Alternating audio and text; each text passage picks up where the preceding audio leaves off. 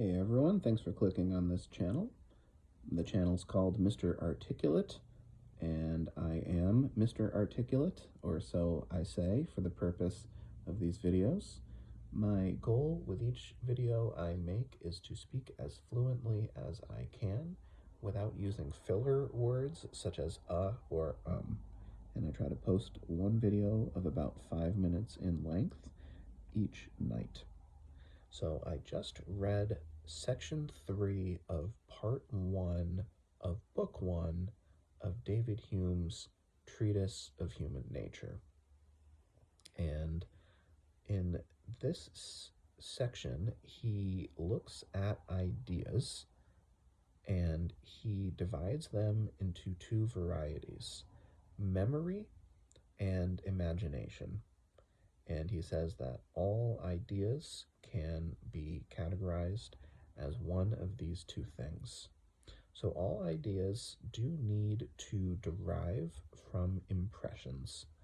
And with memories, those are ideas that retain a lot of the vividness of the impressions themselves, whereas ideas of imagination are much more abstracted from whatever impression originally created them. So memory, while an idea, to be sure, can almost be thought of as something that lies halfway in between impressions and imaginations, though it shares the category of idea with imagination.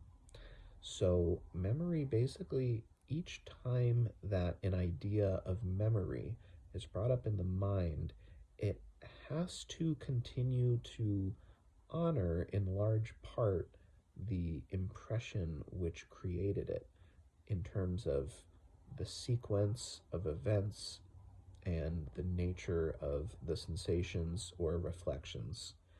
Whereas imagination is pure idea, in that it can take impressions that have been copied into the mind as ideas and do whatever it wants with them. It is not beholden to the reality or the chronology of any particular impressions that a man has experienced. They can make things purely on their own. So that is the basic, or that is the gist, I can say, of this third section of part 1 of book 1. I'm trying to remember if there was anything else that struck me as interesting. But I don't believe so. One thing I'll say is Hume does highlight the difference between simple and complex in this case, in that anytime there is a complex idea, imagination can perceive the different parts that constitute one complex idea, and it can take parts out as it sees fit and recombine them in new ways that it might want to. So that's all I'll say for that. So the main idea of this section is that ideas come in two varieties. One is more closely aligned with previous impressions.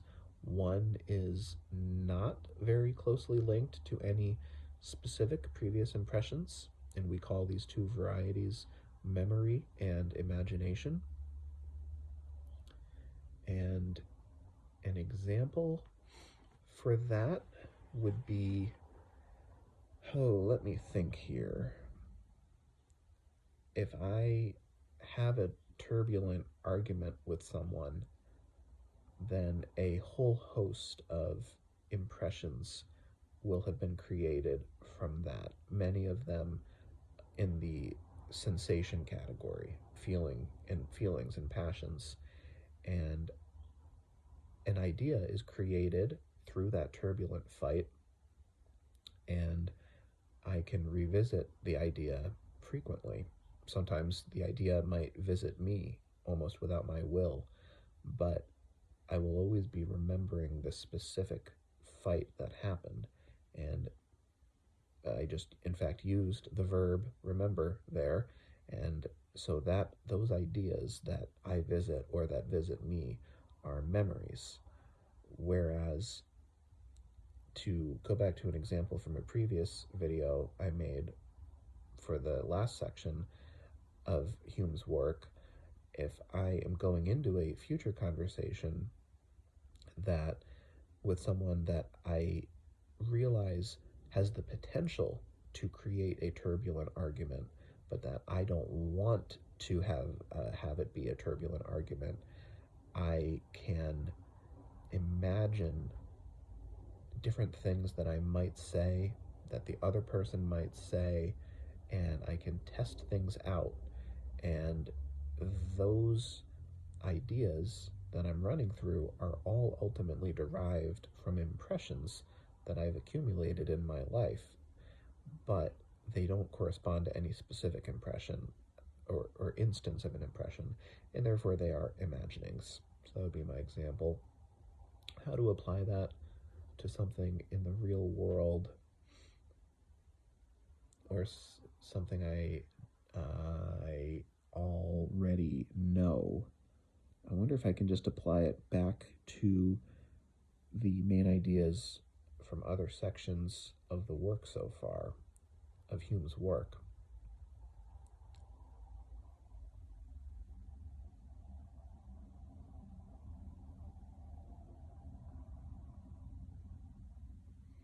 So the eating of an apple creates complex impressions that are recorded as ideas.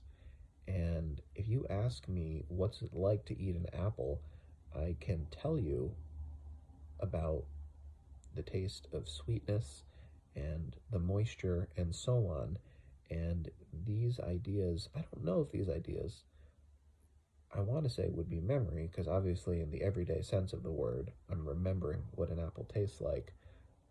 But in this section, Hume really talks about how memory is beholden to the chronology of sensations, or of impressions, I should say. But,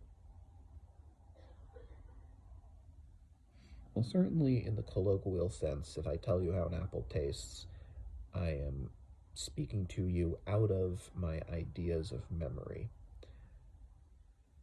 And